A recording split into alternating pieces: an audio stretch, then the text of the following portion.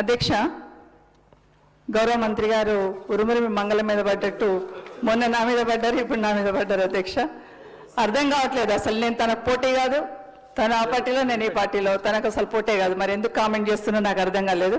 అధ్యక్ష, నేను ఆ రోడ్ ఎంబడి అక్కడి నుండి పోతా ఉన్నాను, అంతారం అనే విలేజ్. అధ్యక్ష, నేను మాట్లాడిన రోజు డేట్ కూడా తీసుకొని అక్కడే సెక్రటరీ ఉన్నాడు, అక్కడే వెళ్తుంటే చిన్న పిల్లోడు బిందెలో నీళ్ళు పడుతున్నాడు. అధ్యక్ష, కొంచెం దూరం వెళ్ళి మళ్ళీ వెనక్కి వచ్చాను, బాధ్యత ఉంది కాబట్టి వెనక్కి వచ్చాను.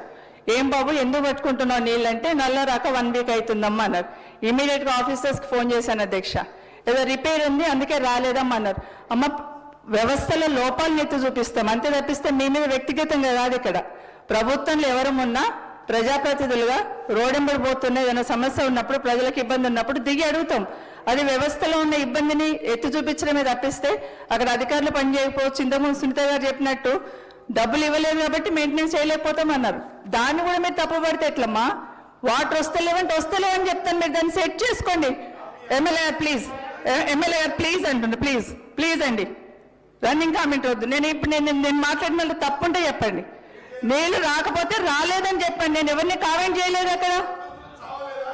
అరే మీ పద్ధతి కాదండి. బట్టి గారు ఇది కరెక్టా? మీరు ఆలోచించండి. నీళ్లు రాకపోతే రాలేవని చెప్పానండి, దాంట్లో తప్పేం లేదు కదా. మొన్న కూడా అట్లే అధ్యక్ష, జస్ట్ నేను ఊరికే హరీష్ రావు గారితో ఏదో మాట్లాడుకుంటే అయ్యో అన్నాను. అధ్యక్ష, అయ్యో వద్దంటే దానికి అంత పెద్ద కామెంట్ చేశారు. అధ్యక్ష, దొరసాని అని మాట్లాడుతున్నారు, అర్థం కాలేదు. అధ్యక్ష, నేను ఏమైనా కామెంట్ చేస్తే, మైక్లో కామెంట్ చేస్తే మీరు కూడా అధ్యక్ష మైక్ ఇచ్చి అంతే అర్థం ఉంది. అధ్యక్ష, అయ్యో అన్నాను అంతే, దానికి ఇంత పెద్ద మాటలు మాట్లాడారు. నాకేమర్థమైందంటే అధ్యక్ష, కేసీఆర్ గారి కుటుంబాన్ని, సబితమ్మని తిడితే ముఖ్యమంత్రి గారు సంతోషపడతారేమో, అందుకనే కామెంట్ చేస్తారేమో. లేదు అధ్యక్ష, లేదండి అధ్యక్ష, ఒక్క నిమిషం చెప్తాను. అధ్యక్ష, ఒక్క నిమిషం ప్లీజ్. మీకు తెలుసు అధ్యక్ష, నేను అక్కడ ఉన్న రోజులు, నేను ఆ పార్టీలో ఉన్న రోజులు, పార్టీకి పనిచేశానా లేదో ఒకసారి ఆలోచించండి.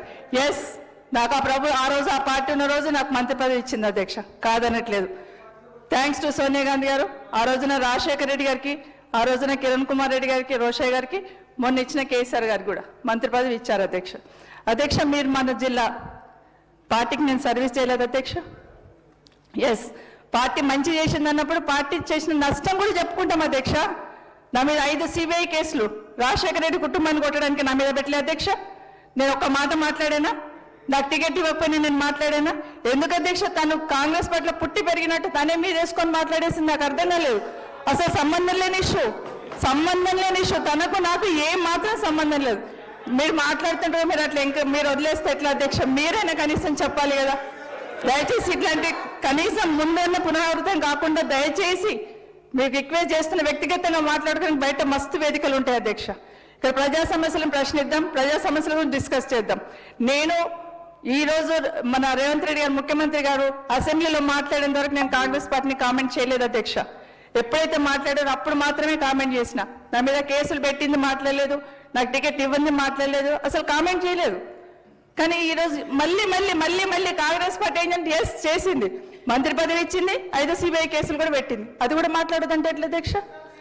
దయచేసి గుర్తుపెట్టుకోండి అండి. ఒక్క నిమిషం ఆవేదనతోనే మాట్లాడుతున్నాను. ఎస్, CBI కేసులు మా కోర్టులో నమ్మకం ఉందండి. మేము ఏం చేస్తాం, మాకు నిజాయితీ ఉంది కాబట్టి ధైర్యంగా ఎదుర్కొంటున్నాం. ఆ రోజు కేంద్రంలో కూడా కాంగ్రెస్ పార్టీ ఉంది. అధ్యక్ష, వాస్తవంగా ఒక్క మాట అన్నాను. అధ్యక్ష, వీడియో చూసినని చెప్తున్నారు కదా. ఎస్, ఒక రిపోర్ట్ అడిగినప్పుడు అన్నాను, నాకు గౌరవించింది, నాకు మంత్రి పదవి ఇచ్చింది కాంగ్రెస్ పార్టీ, అట్లయినా మీద కేసులు కూడా పెట్టింది అన్నాను. తప్పేముంది అధ్యక్ష? తప్పేముంది? దానికి అంత పెద్ద కామెంట్ ఎందుకు అధ్యక్ష? అర్థం కాలేదు. థ్యాంక్ యూ అధ్యక్ష. సునీత లక్ష్మణ్ రెడ్డి గారు, మంత్రి గారు. అధ్యక్ష, ఆమె కాంగ్రెస్ లో పుట్టి పెరిగిందంటే మీరు పుట్టి పెరిగిన వాళ్ళు ఏం చేసారు మరి? సరే, మేము బయట నుంచే వచ్చినాం, కానీ మేము కాపాడాలనే ప్రయత్నం చేసినాం. ప్రతిపక్షంలో ఉన్నదని మేము పారిపోలే. అధ్యక్ష, ఇవాళ వారు అన్నారు కదా కేసు పెట్టిరని.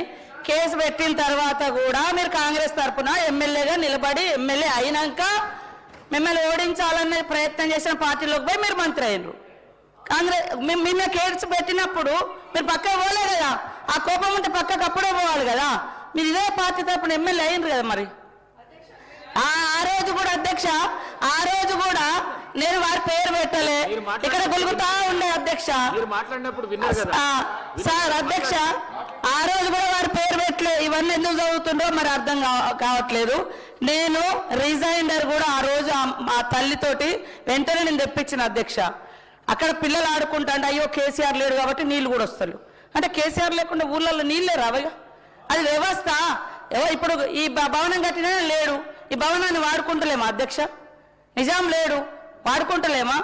ఇవాళ మిషన్ భగీరథది మేము 100% సక్సెస్ చేయాలని, దాన్ని వృధా కాకుండా చేయాలని కాపాడడం కోసమే ఊళ్ళల్లో కూడా అవేర్నెస్ ఇస్తా ఉన్నాం.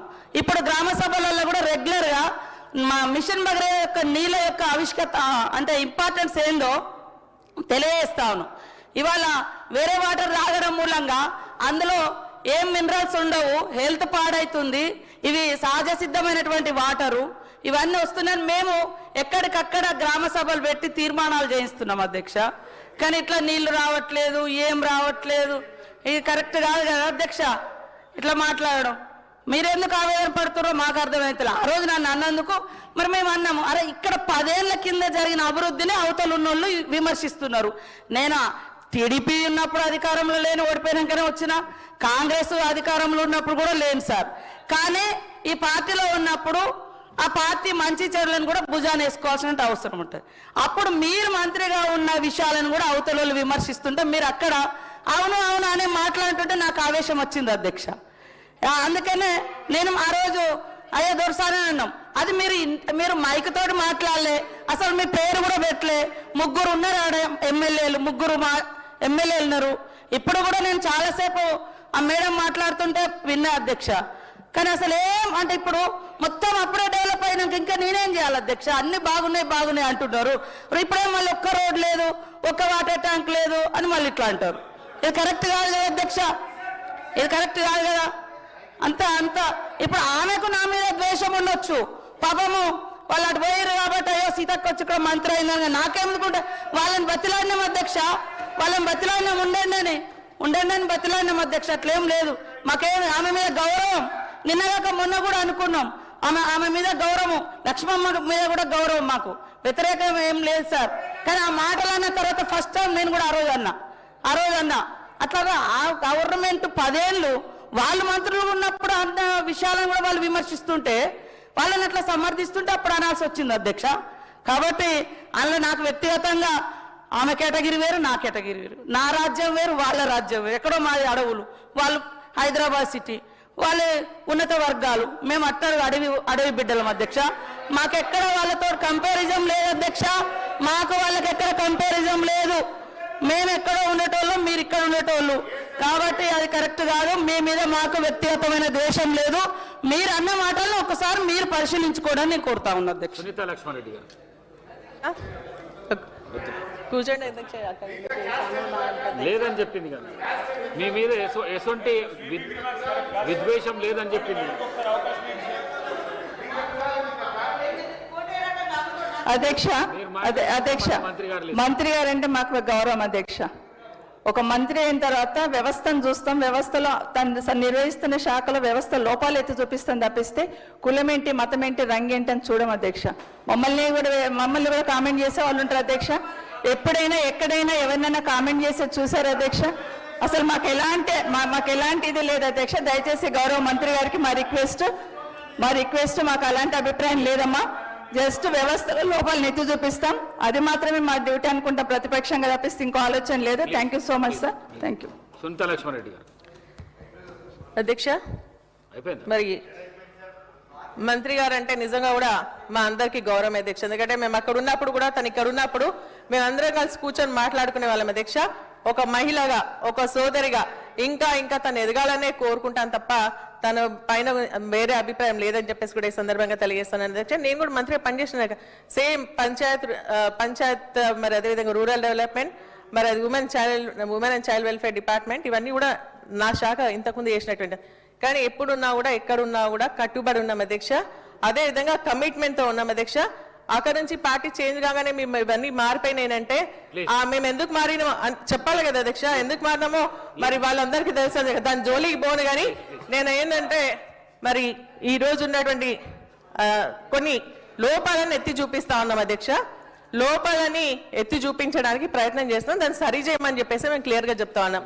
మెయింటెనెన్స్ నిధులు వస్తలేవు, క్రాష్ ప్రోగ్రామ్ కి నిధులు ఇవ్వండి, అదేవిధంగా కొత్త రోడ్లకు వాటర్ ట్యాంక్లకు నిధులు ఇవ్వమని చెప్తా ఉన్నాం అధ్యక్ష. అదేవిధంగా సమ్మక్క సారక్క గిరిజన అభివృద్ధికి ప్రతి తాండా కూడా 25 లక్షల రూపాయలు ఇస్తామన్నారు అధ్యక్ష, ప్రతి సంవత్సరం కూడా. కాబట్టి వాటిని ఇవ్వాలని చెప్పి కోరుకుంటాను, ఎందుకంటే మా దగ్గర కూడా తాండాలు ఉన్నాయి అధ్యక్ష. ఎక్కడైతే తాండాలు ఉన్నాయో తాండాలు గ్రామ పంచాయతీగా మరి చేయడం జరిగింది, కాబట్టి వాటికి నిధులు ఇవ్వాలని చెప్పేసి కూడా ఈ సందర్భంగా నేను మంత్రి గారిని కోరుతా ఉన్నాను అధ్యక్ష.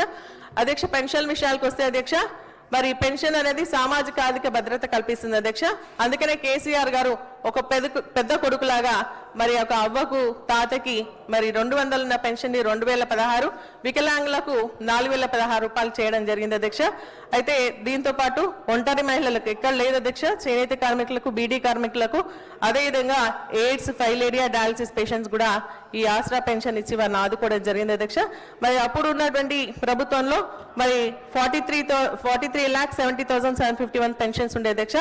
ఈ ప్రభుత్వం ఏంటంటే వచ్చిన తర్వాత దాదాపు 2,20,000 పెన్షన్స్ ని తొలగించడం జరిగింది అధ్యక్ష.